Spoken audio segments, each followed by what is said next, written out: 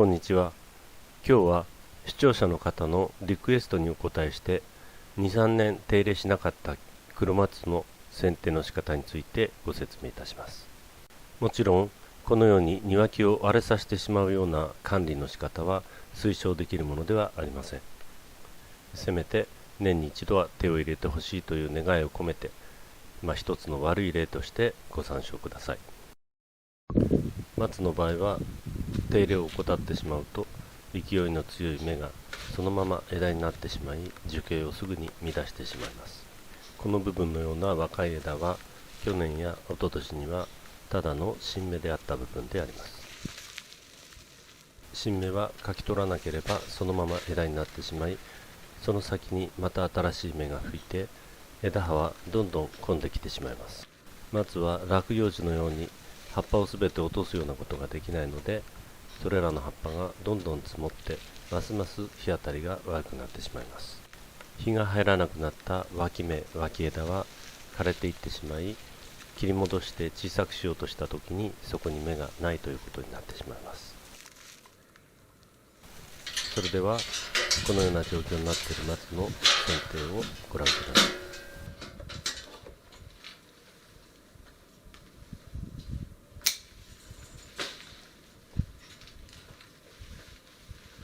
とりあえず切り戻せる脇芽を探します。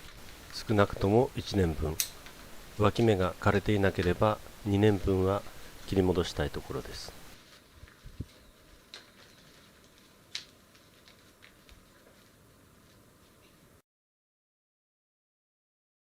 剪定は脇枝、脇芽を残して芯の強い枝を付け根できちんと切り取ります。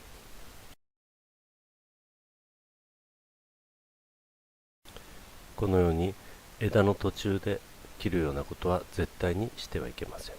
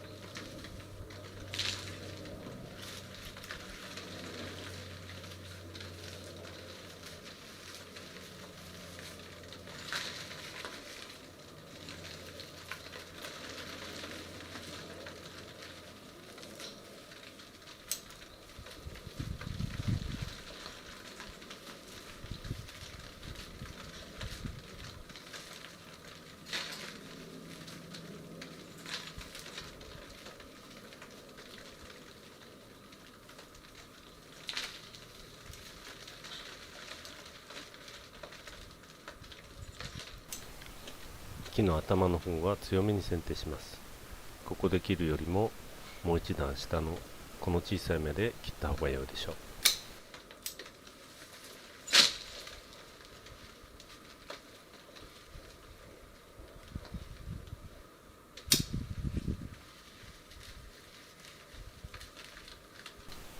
枯葉や古葉をむしる際に残した脇芽をかいてしまわないように気をつけます。ただしこの手の少し荒れてしまったような木は丁寧に時間をかけてもそれほど見栄えが良くなるわけではありませんので、必要以上に時間をかけず手早く作業を進めます。切り口からは松ヤニが出て衣服などを汚れますので、ヤッケなどを着て汚れても良いような格好で作業してください。ベタベタになった手の汚れやハサミの汚れは消毒用のアルコールを使うときれいに取れます。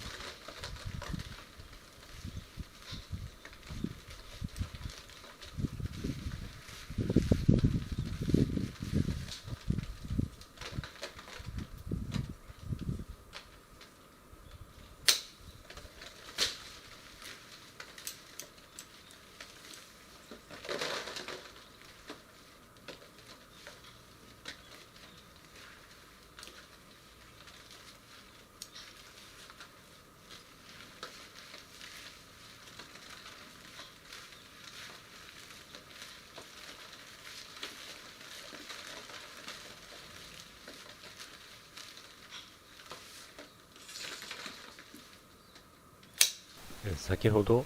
枝の途中で絶対に切らないと申しましたけれども、ここの場合のように適当な小さな枝がない場合、このように枝の途中で切ってそこから芽を吹かせて再生するという方法があります。ただしこういう切り方をしたところから出る芽はあまり良い方向に出ませんから、それほど期待しない方が良いでしょう。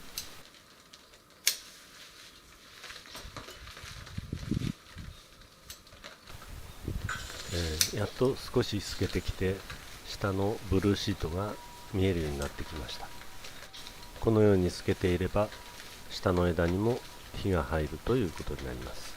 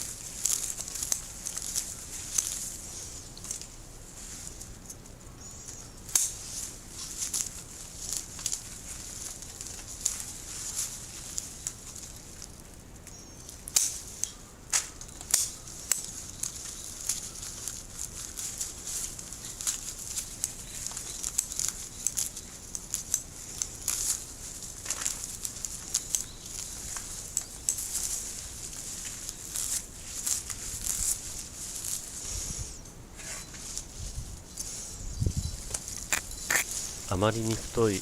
不要な枝はもうノコギリを使うしかありませんが、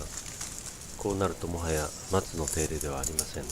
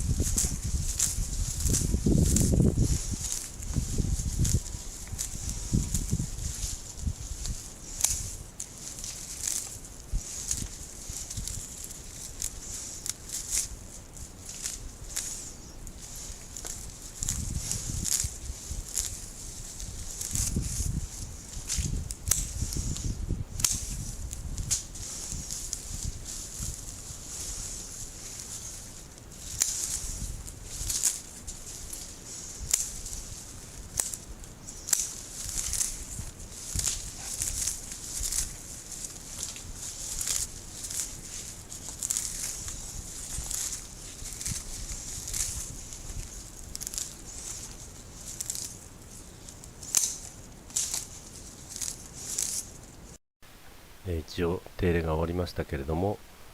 積もった枯葉に埋もれていた葉っぱはだらしなく垂れ下がってあまりパッとしませんね。一度こんな風になってしまうとシャキッとした格好の良い松にはなかなか戻らないので、